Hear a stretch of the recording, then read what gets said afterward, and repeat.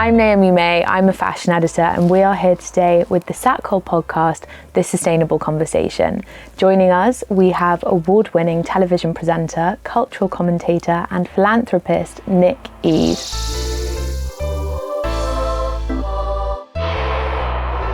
Nick, welcome to The Sustainable Conversation. Thank you for having me. I'm very excited about this. Thank you for being here. I would love to start learning a little bit more about the charities that you're involved with and how important that work is to you. Charity's always been important to me. I've got my own charity. It's called Style for Stroke, and it educates young people about stroke and its effects, using fashion as a way of sort of a conduit to educating them. I've done that since I was 23, so it's been a long time. But I've always seen this really great relationship between fashion and charity, and Style for Stroke has gone from strength to strength, and what we do every year is different campaigns with different fashion brands. We started off working with fast fashion brands, and then we noticed that there was a little bit of product which didn't get sold. We didn't know what to do with that dead stock. So as we progressed with our relationships with them, we worked with them on creating limited editions. So actually it created more demand. It meant we sold out and there was no waste, which was brilliant. And then as we've moved on, we've worked with various different brands to do maybe made to order, which is always a really great way of working. And then also we've just done something with Scamp and Dude, which is a brilliant brand who are very ethical in their heart and soul and giving back. So I've done it for a long time and I love it. I'm very passionate about it. And in the age of celebrity, there's no bigger world to influence raising awareness than fashion and culture, is there? Yeah, they go hand in hand. And I think if you want to create a great campaign using a celebrity, first of all, you've got to think about authenticity. You've got to make sure that the talent that you're working with actually have a real reason to support the cause, because they don't want to be caught out, and neither do you, and neither does the charity or the brand that you're working with. I think also you want that passion to be not just a quick social media post, but actually something that feels like it's much more real. So everybody that we've worked with, whether that's Naomi Harris, Kelly Osbourne, various different, big stars, they've all supported the work that I do because they've all got something and a story they want to tell. So it makes it really nice. And also, there's a lot of loyalty there, because that's what charities want. They want to make sure that the talent that support them actually going to be loyal with them, not just for one campaign, but ongoing. And, I feel very honoured that the people who I've worked with are still there today. And you're engaging fan bases in something that's really real and tangible then, aren't you? Yeah, it's brilliant because, somebody like Naomi Harris is obviously a fantastic actress. Everybody knows her from Pirates of the Caribbean or James Bond. So she has a very different demographic of audience to somebody like Nicola Roberts, who everybody knows from Girls Aloud and being a pop star and writer. So it really taps into all those different fan bases. But what also is so important is that I believe that if one person who sees a post from Nicola Roberts or is gifted a t-shirt or a sweatshirt or a jumper that's from Style for Stroke, they will actually hear a story about somebody who had a stroke, and they'll be able to pay that forward by saying, well, I bought this to support this because of somebody, a family member, etc. Or it might allow them to be educated actually on how to support people who've had stroke. So it's a really great thing to do. And what's your story? How did you get into the world of philanthropy? Well, I got into it very young. My mum died when I was 23, so it was a very early age, kind of pivotal in that respect. I just come to London and I really didn't know, it kind of broke everything, but I really decided to take it because I didn't know what a stroke was. I was really angry that, I wasn't educated in that. My father was a scientist, but never sort of taught me about that. And so I decided that I was never going to be, well, actually, saying it now, I'd never be somebody who would run the marathon, dressed up as a banana, but I would be somebody who could put on a fabulous party. So I basically door-stopped Patsy Palmer, who was Bianca at the time in EastEnders, and said, will you come to my party? And she said, yeah, okay, I'll come. And she brought Barbara Windsor with her and Sid Owen, and lots of celebrities came to this event. And this was before social media, before the internet had just started, really. And so I got this fax from Mark Moody, who was the social editor of OK Magazine, to say that he was going to feature my party, which was probably the best thing I'd ever heard. And from there, I did these events every year, and they became, huge London events. I had everybody from Robbie Williams, Kelly Osbourne, Kelly Rowland, all the Kylie Minogue, everybody coming to these events to support stroke and to raise awareness. And that, as it's evolved and Style for Stroke has become even bigger, I've now partnered with Alexandra Burke. because her mother died of a stroke. So we put on this big event called the Spring Ball every year. This year we had it with Beverly Knight performing, and last year it was Ronan Keating, and it's just the most fabulous event. But it's at the heart of it is to educate people that stroke can affect everybody. And I love the idea of using fashion as a conduit for something bigger. I think that's really impactful. It's so important, and I think it's really good when you see designers doing it, and when you see different brands, harnessing that. We've worked with everybody from Alex Sipper, who I was telling you about. I did a campaign called Recycle Your Electricals, where she actually used old electrical wires to create a dress which was worn on the red carpet at the British Fashion Awards. We also worked with Zandra Rhodes, who at 89 or I think 90 now, is still the most amazing designer. And I was like, well, we need to create a bag for life that can actually be used for your waste electricals to then take it to a recycling unit, etc. So using fashion in that way and using designers is so important. It really is. And what does sustainability mean to Nick? Sustainability means, well, actually, this is sustainability to me. Talk to me about your jacket. I know the story behind this one. People ask me all the time, is that jacket new? They go, I love your new jacket. This jacket I've had since I was since 2002. So that's a long time ago. That's over 20 years. And it's a fantastic jacket. And this is about sustainability because this is something that I saved up for. I was pretty young.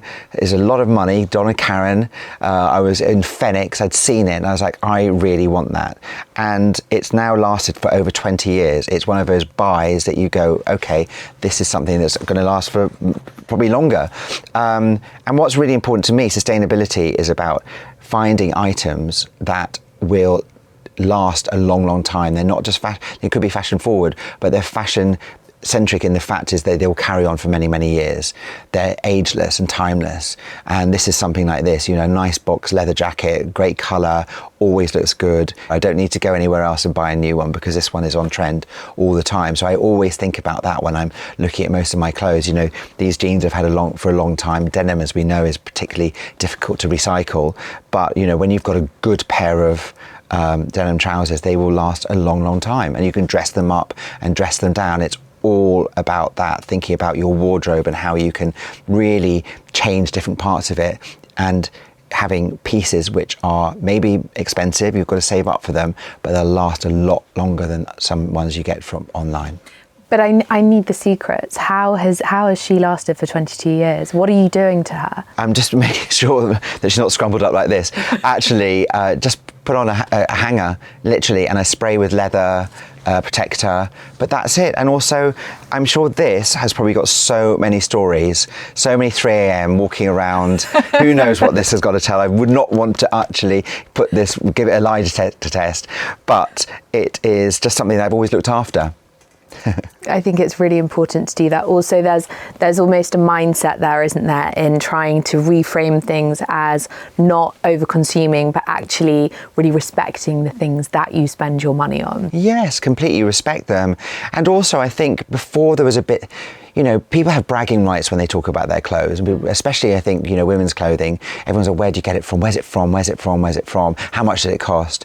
I think now it's much easier for people to say, oh, I've had it for 20 years. And they're like, wow, that's a great story. This cost whatever it cost, but it's paid it back tenfold, and I think people are much more aware now, and they can say, oh, I got this in a thrift shop. And it's got cachet now, hasn't cachet, it? It's cool. I got it from here. Yeah. I went charity shopping this week and I bought this, or this is a hand-me-down. Yeah. Found it in my mum's closet. Yeah. Those are kind of really cool things to say. And before they were quite taboo. It was like, oh no, you're wearing something that's got mothballs hideous, in it. Yeah. No, it's totally changed. And how do you, obviously, gorgeous 22-year jacket aside, how do you incorporate sustainability into your everyday life?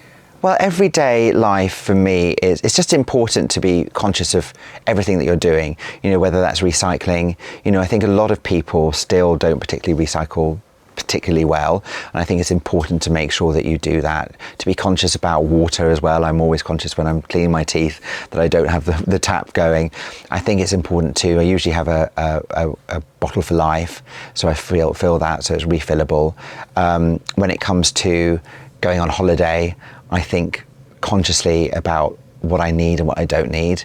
You know, there are essentials that we all need, like underwear, etc., that we might want to buy, but there are things that actually we don't need, you know. That someone had the idea earlier to do a carousel with your friends and to call them and say, I'm going on holiday, and chop and change what you're borrowing. Exactly, it's brilliant. Also, the other one, there's a guy called Gary Janetti who's a brilliant author, and he said you can pack everything into your carry-on. Now, I've always found that really difficult, but now I've started to do it. I went to New York a couple of weeks ago. I went to a couple of galas, I went to a first night, I went to a fashion event, and I managed to pack everything in there. And it was just because I managed to edit everything. And when I came back to the house and looked at all the clothes I'd wanted to wear, I realised that I've got too many. And I was like, okay, I'm going to give these to a charity shop. I'm going to give them away, give them to some people who might want them, because I don't need them. And this has actually taught me that I really don't.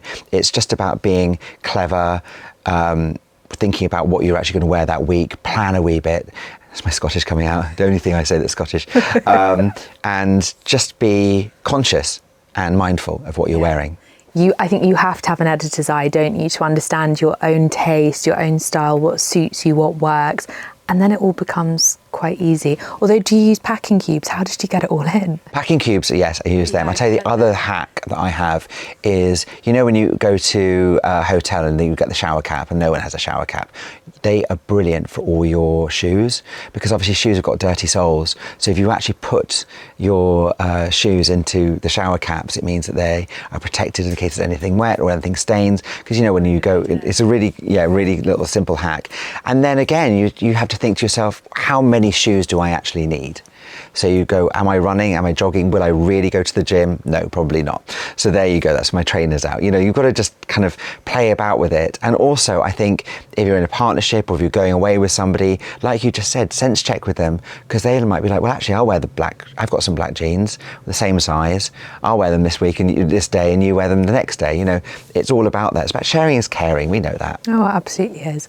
And what is one conscious thing that you would suggest to people who might be struggling to make conscious decisions in their own life? What's one conscious thing that they could do? From a fashion point of view, it really is to really be mindful about what you're buying. Do you actually need it? When will you be wearing it? How often will you be wearing it?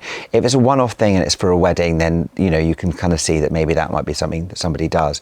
But if it's something that you really are just going to wear for once because you're going to Ibiza and you think it will look good, then have a really good think about it, because you've probably got something in your wardrobe or in your drawers that actually is very, very similar and can be completely done up and made to look fabulous. You know, it's all about feeling good and looking good, but I'm sure there's stuff in people's wardrobes that they just haven't seen for so long that they can bring it back and feel really inspired by it.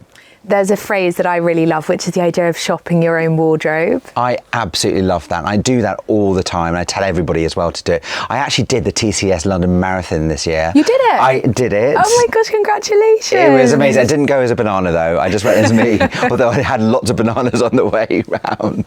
And actually SATCoL has a partnership with TCS London Marathon to collect the discarded pieces of clothing from runners at the start line. Oh, it was crazy, and it's amazing to see that. So I saw that, and actually I think I gave one of my jackets, because you do, it was obviously really hot, we're all quite nervous, we're getting there pretty early, and then it's brilliant because you obviously can't discard it anywhere else along the way, but you see all this clothing which actually goes again to a good cause. So it's really important that that happens, and it was fantastic. And what I learned really was, especially when you do this shopping your wardrobe, is because I lost weight, I lost about 3 stone, which is insane. I had suits which I haven't worn for ages, but some of them are a little bit bigger, but sizes are a bit strange. And instead of thinking, actually, I'm going to go and buy a new one, I spoke to my husband and we went, actually, why don't we just get darts in there, go to a tailor, make it look really smart, and you feel fabulous, you're doing something good, it costs less, and also it's pretty sustainable because you're not buying another suit. So it's a win-win for everyone.